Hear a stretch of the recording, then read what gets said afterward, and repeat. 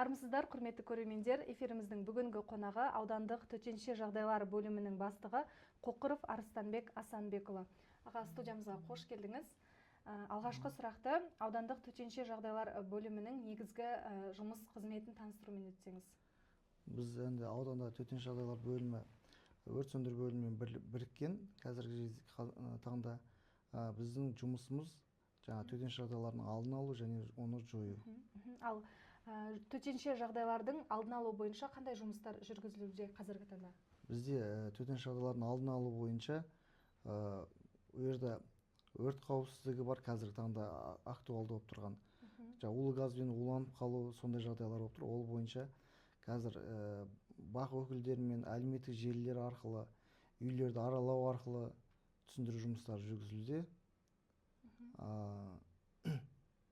Жою бойынша енді Құдай сақтасын, әлі ондай жағдай болған жоқ, алдын алу шараларынан кейін. Ал аудан тұрғындарын төтенше жағдайларға дайындау бойынша қандай жұмыстар атқарылуда? Төтенше жағдайлар дайындау бойынша бізде аудан әкімінің орынбасарымен жоспар бекітілген. Ол жоспарда барлық мекемелерге берілген, өздеріне арнайы кезең-кезеңмен уақыттар көрсетіліп, сол жерде нысандық, кешендік, одан кейін сейсмикалық, су тасқыны деген сияқты тақырыптарда оқу жаттығулар өткізу бекітілген. Сол жаттығуларға сәйкес олар аудандар тұрғындарымен осы мекемелер, балабақшалар, мемлекеттік мекемелер бар, ауруханалар бар, садик, балабақшалар бар, бәрі сол жоспарға сәйкес өздері жаттығулар өткізеді. Одан бөлек біз жылына 2-3 мәрте, 4 мәрте кей кезде республикалық жаттығулар болады. Көктем 2026-да республика командалық штабтық оқу жаттығу болады. Осы алдағы уақыттарда осы 27-28-не қарай белгіленген. Оны ары қарай жылжуы мүмкін. Одан бөлек біз жаз деген болады. Жазда өрт қауіпті кезеңге байланысты біз былтырғы жылы өткізгенбіз. Ақсу-Жабалық қорығының жанында өрт қауіпсіздігі бойынша, дала орман өрттерін алдын алу бойынша. Сол кезде бүкіл қызметтермен бірге байланысып, бір-бірімен байланыс құралдар арқылы бір-біріне байланыс тексеріп, бір-бірінің өртті өшіру кезіндегі дайындығын бірлесіп көргенбіз. Біздің облыста су тасқыны басым, өрт қауіптілігі басым аймақтар өте көп. Біздің аудан қай неге жатады? Біздікі төтенше жағдайдың барлық түрі бар. Біздің ауданда жер сілкінісіне қауіпті аймақта болып саналады. Бізде таулы аймақ болғаннан кейін. Одан бөлек таулы аймақ болған бізде 2 орман алқабы бар. Бізде республикалық мекемесі бар, Ақсу-Жабалық қорығы және мемлекеттік табиғи паркі бар, Сайрам-Өгем.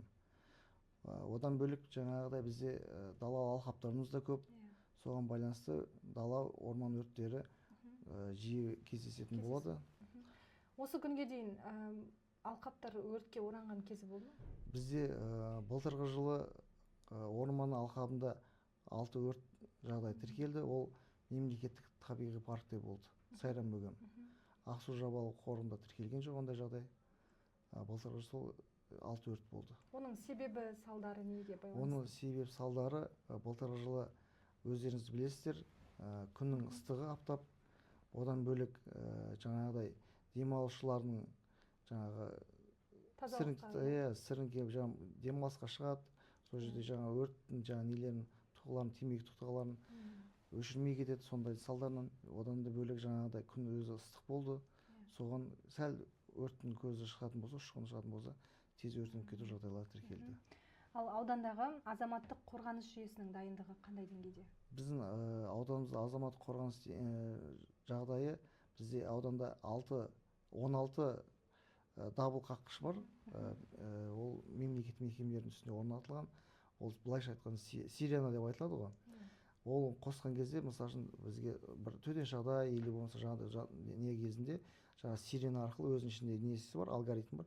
Соның басы арқылы бүкіл халықтың назарына деген сирена қосылады. Сол кезде өзінің нұсқаулықтар айтылады.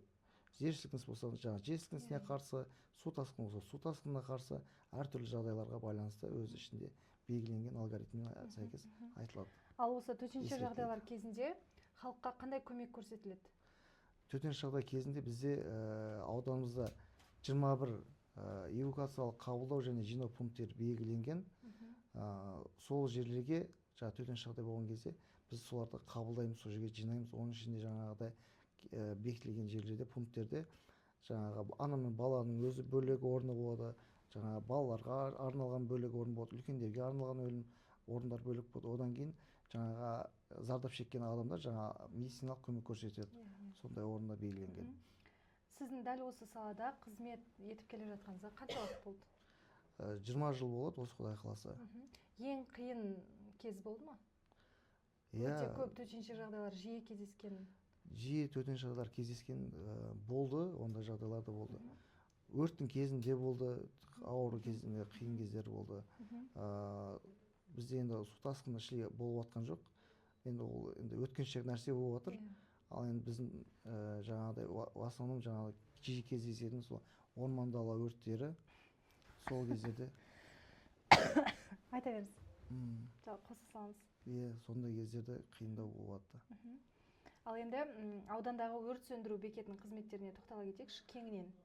Бізде ауданымызда өрт сөндіру бекеті бізге қарайды, қазір бізге қосылған.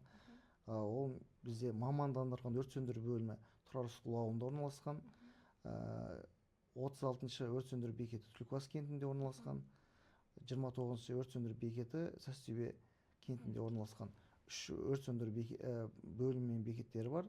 Біз ауданымызда ода 97 жеке құрам бар.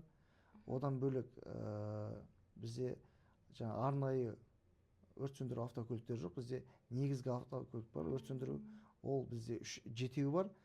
3-еуі Тұрар Рысқұлов ауылында орналасқан, 2-еуі Түлкібас кентінде, 2-еуі Сәстөбе кентінде орналасқан. Біз олармен жаңағы тұрғын үйлердегі өрттерін өшіруге бағытталған. Одан бөлек 4 қосалқы автокөліктер бар. Ол жерде жаңағыдай Трекл дейді, одан бөлек Байкал, Вахтовка, жаңағы Самосвал, КамАЗ деген сияқты ол жаңағыдай көмекші ретінде барады. Адамдар тасиды, сондай қызметтер жасайды. Барлық құрал жабдықтармен қамтылған ба? Енді толық қамтылмаған, енді ол жерде бізге авариялық құтқару құралдары керек. Өздеріңіз білесіздер, біз өзіміз күре жолдың бойында орналасқанбыз. Сол кезде қатты қажеттілік туындайды. Аудандағы өрт сөндіру бөлімінде негізгі мәселе бар ма, бір актуалды болып тұрған, шешілуі қиын? Актуалды болып тұрған бізде қазіргі кезде біз енді мемлекеттік мекеме болғаннан кейін барлық қаражаты барлық жағынан неғып тұрады, үнемі бөлініп тұрады. Енді мемлекеттің қарамағында болғаннан кейін актуалды қатты қажет етіп тұрған ешнәрсе жоқ қазір.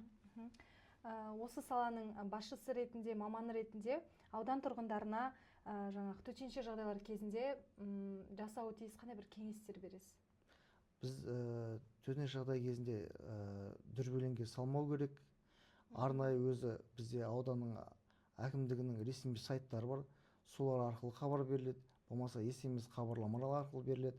Мысалы жол жабық деген сияқты, или болмаса жаңағыдай осындай төтенше жағдай орын алды. Жаңа басқа да әртүрлі ақпараттар шығып кетеді ғой, жалған ақпараттар. Сол сеніп қалмау үшін сол ресми сайттарға сенген дұрыс. Бізде енді өте жаңағыдай қазіргі уақытта актуалды болып тұрған тақырыпта улы газбен улану өте бізде қарқынды болып жатыр. Қазір қанша біздің жеке құрам, газ инспекция бар, әкімдік бар. Бәріміз аралап, үй түсіндіріп айтып жатырық. Мысалы үшін, ол жерде көп кемшіліктер кететін жуыну бөлмесіне, душевой бөлме дейміз ғой, сол бөлмеге газ колонкасын қойып қояды. Содан уланып қалады. Одан кейін баяғы өзіміздің көмір пештері бар еді, оның ішіне жаңа қазір газ колонкаларды қойып қояды. Сол уже аборттар тартпайды. Одан не қылады? Одан кейін қазір күн жылып кетті ғой қазір. Күн жылығаннан кейін абортқа тартпай қалады, сыртқа қарай, ішке қарай кетеді. Содан кейін оған улы газға уланып қалып жатыр. Түрлі сондай жағдайларды қаншама халыққа келіп түсіндіріп айтып жатырық. Мысалы үшін біз өзіміз бала кезімізден білеміз, сіздер де білесіздер, газ жоқ кезде көмірді пайдаланған кезде бірінші күзде 2-3 мәрте тазалайтын едік қой, ішін мұржасын тазалайтын. Сондайлар қазір тазаланбайды, қазір көбісі. қанша рет айтылып жатыр, ескертіп жатыр. Жаңағыда сызаттар бар, пештің бетіндегі жаңағыда плиталарында сызаттар бар, сол жерден түтін шығады, улы газдар шығады. Айтып, қанша халыққа айтып түсіндіріп жатса да, жаңағы ескерусіз қалып жатыр. Соны енді бізде енді ауданда қазір газ инспекциясымен қазір бірге аралап жүріп жатырық. Енді алдағы уақытта айыппұл салу көзделуде. Енді білмейміз, енді сондай жақта болмаса басқа не қылмай жатыр, тыйылмай жатыр. Қанша айтып ескертіп. Бізде қазір одан бөлек камин пештерде, ирандық пеш, ол да өте ол жаңағыдай ол технический бөлмеге арналған, оны кәдімгі өзінің жатын бөлмелерге қойып қойған. Солар өте қиын болып жатыр. Ескеруді сұрайсыз, Ескерту. Құрметті көрермендер, біздің сұхбатымыз осымен аяқталды. Келесі кездескенше аман сау болыңыздар.